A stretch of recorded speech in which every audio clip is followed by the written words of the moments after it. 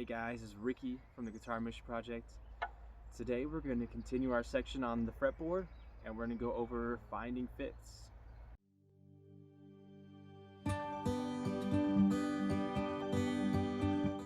Let's go ahead and start on the 3rd fret of the low E string. Fifths are going to be simple in that we're going to go down 1 string and over 2 frets.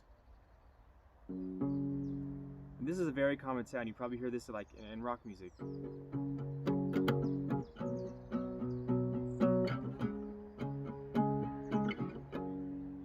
Right? But for us, we're going to be using fifths because the chord, a major chord, is made up of 1, 3, 5. The fifth is going to be in there also. And even the minor chord is a 1, minor third, and 5.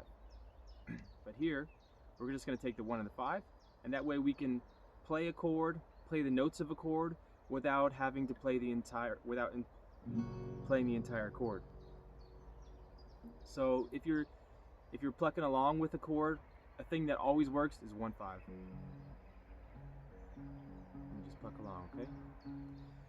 But let's look how we find that on all the strings. So on the low E string, it's going to be this shape. Then we move down to the A string, same shape. We're going to move down to the D string.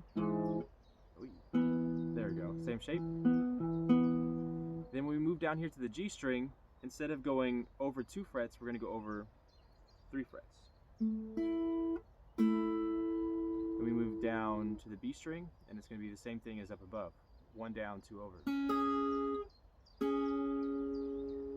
Alright, so we're going to know this shape, 1 down, 2 over, for all the strings except for the G string. When you're at the G string, you're going to go 3 over.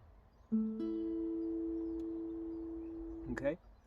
And another interesting thing, if we're looking at the 3rd fret, notice that we're playing the 5th fret on the A string. So this 5th fret on the A string is nothing other than the D string. So we could play this open, we play the 3rd fret, and we go down 2 strings and play an open D. Now this only works on the 3rd fret, and on the 2nd fret you couldn't play this 5th in this pattern, right? But if we go to the 4th fret, then we're going to bring our pointer finger over to the 1st fret of the D string, and we have the 5th interval.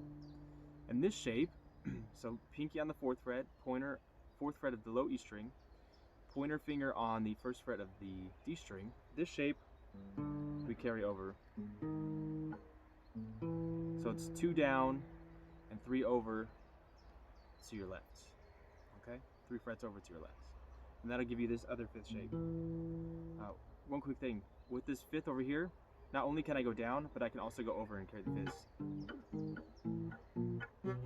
So whatever fret I start on, if I carry this shape, and then I can go down. Like that, okay? Anyways, so let's look at that on the A string. There are 2 down, 3 over. Also gonna work. Now when we go to the D string, because we'll be playing the B, which is 2 strings down, we're gonna go over 2 to the left. Okay? We go down to the G string, and we go back over to, no, this is also gonna be 2 to the left. Yeah.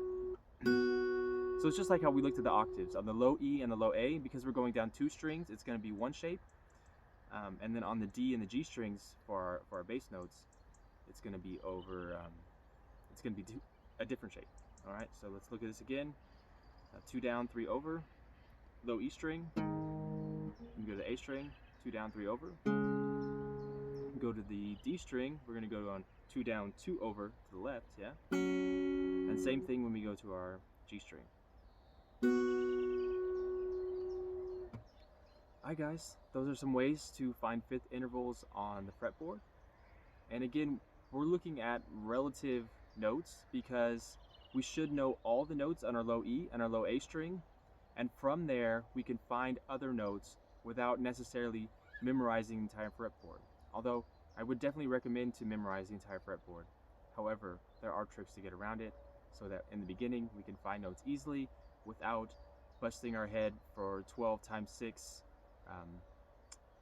different notes which you have to find and memorize. Can kind of get tough. Alright, thanks for watching. See you guys next time.